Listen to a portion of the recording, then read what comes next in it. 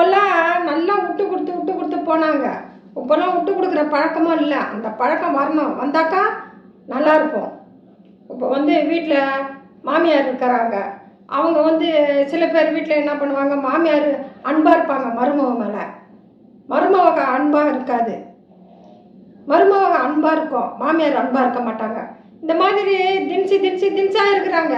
இப்போ ரொம்ப வயசானவங்களை அனுசரித்து போக மாட்டேங்கிறாங்க. அதே மாதிரி வயசானவங்களும் சின்ன பசங்களை அனுசரித்து போகணும். அவங்களும் இவங்களை அனுசரித்து போகணும், இவங்களும் அவங்கள அனுசரித்து போகணும். அப்போ தான் வாழ்க்கை நல்லாயிருக்கும். பெற்றவங்க இல்லையா, இத்தனை வருஷம் வளர்த்தாங்க, அவங்களையும் நீங்கள் பார்த்துக்கணும். நீங்களும் அவங்களுக்கு நல்ல பிள்ளையாக நடந்துக்கிட்டு, பெரியவங்களும் சொல்கிறேன், மாமனார் மாமியாரும் சொல்கிறேன், வர மருமகிட்ட அன்பாக நடந்து பாருங்க. அவங்க உங்களுக்கு எப்படி பண்ணுறாங்க பாருங்க. நாளைக்கு அவங்க தானே உங்களுக்கு செய்யணும். அதை மறந்துட்டு மருமகளை கண்டபடி பேச வேண்டியது சில மாமியாருங்க மாமனாருங்க. நாளைக்கு அவங்க தாங்க செய்யணும். ரோட்டில் போகிறவங்கள செய்வாங்க, செய்ய மாட்டாங்க. அதனால் அதுக்கு தகுந்த மாதிரி அவங்கக்கிட்ட நல்லத்தனமாக நடந்தீங்கன்னு வச்சுக்கோங்க, நிச்சயமாக உங்களுக்கு செய்வாங்க. எதுக்கு பயப்பட வேண்டிய வேலையே இல்லை. நீங்கள் அட்ஜஸ்ட் பண்ணி போனீங்கன்னா அவங்களும் அட்ஜஸ்ட் பண்ணிப்பாங்க. அவங்க சின்ன பசங்க எங்கன்னா வெளியே போகிறாங்களா, போகட்டும், எப்படின்னா போகட்டும், கண்டுக்காதீங்க. கண்டுக்காத இருந்தால் தான் இந்த காலத்தில் நல்லவங்களாக இருக்க முடியும். கண்டுக்கிட்டாக்க நல்லவங்களாக இருக்க முடியாது.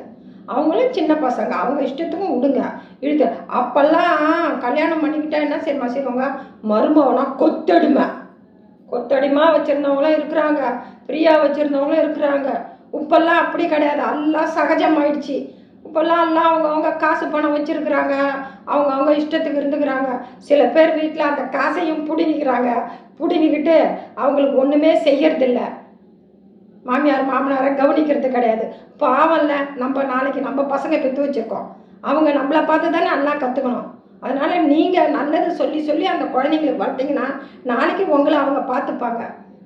நீங்களும் அவங்க அந்த மாதிரி பேசுகிறாங்க தான், நான் சரின்னு சொல்ல மாட்டேன். அந்த மாதிரி இருக்கிறவங்களாம் ஒன்றுமே செய்ய முடியாது.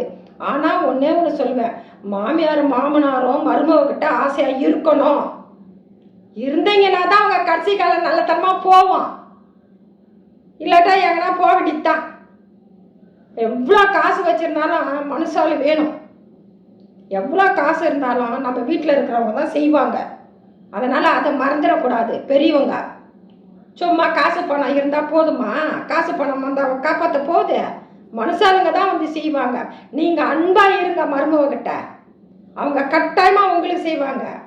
நீங்களும் மாமியார்கிட்ட அன்பாக இருங்க, அவங்க செய்வாங்க. ஒரு ஜென்மம் திருந்தாதுங்க. ஆனால் நல்ல மாமியார் மாமனாரும் இருக்கிறாங்க. பாவம், அவங்களெல்லாம் எவ்வளோ பேர் உதறி விடுறாங்க. குழந்தைங்கள கண்ணில் காட்டலைன்னு எவ்வளோ பெரியவங்க அழுகுறாங்க. அந்த மாதிரிலாம் செய்யாதீங்க. பாவம், வயசான காலத்தில் அவங்கள நிம்மதியாக வச்சுருங்க. அப்போ தான் நீங்கள் நாளைக்கு வயசானவொன்னா நல்லா இருக்க முடியும். அதையும் நினச்சிக்கோங்க. 2 பேருமே அட்ஜஸ்ட் பண்ணின்னு போகணும். அவன் சின்ன பிள்ளை எதனா செஞ்சு போகிறான்னு அப்படின்னு நீங்கள் நினைக்கணும். அவங்க பெரியவங்க அப்படி தான் இருப்பாங்க, அவங்களுக்கு வயசாயிடுச்சு அப்படி தான் இருப்பாங்க அப்படின்னு நீங்களும் அட்ஜஸ்ட் பண்ணி போகணும். அந்த மாதிரி அட்ஜஸ்ட் பண்ணி போனால் தான் நல்லாயிருக்கும். இப்போ வீட்டில் ஆம்பளைங்க எதனா பேசுகிறாங்களா, ஆமாங்க ஆமாங்க ஆமாங்கன்னு சொல்லிடுங்க, ஒன்றுமே வராது. அதே பொம்பளைங்க எதனா பேசுகிறாங்களா, ஆமாம்மான்னு சொல்லிட்டுங்க, ஒன்று சண்டைக்கே வழியே இல்லாத போயிடும் அந்த வீட்டில். அதனால் நீங்கள் ஒருத்தவங்க விட்டு கொடுத்து ஆசையாக இருங்க. மருமக மேலே ஆசையாக இருங்க. நீங்களும் மாமியார் மேலே ஆசையாக இருங்க.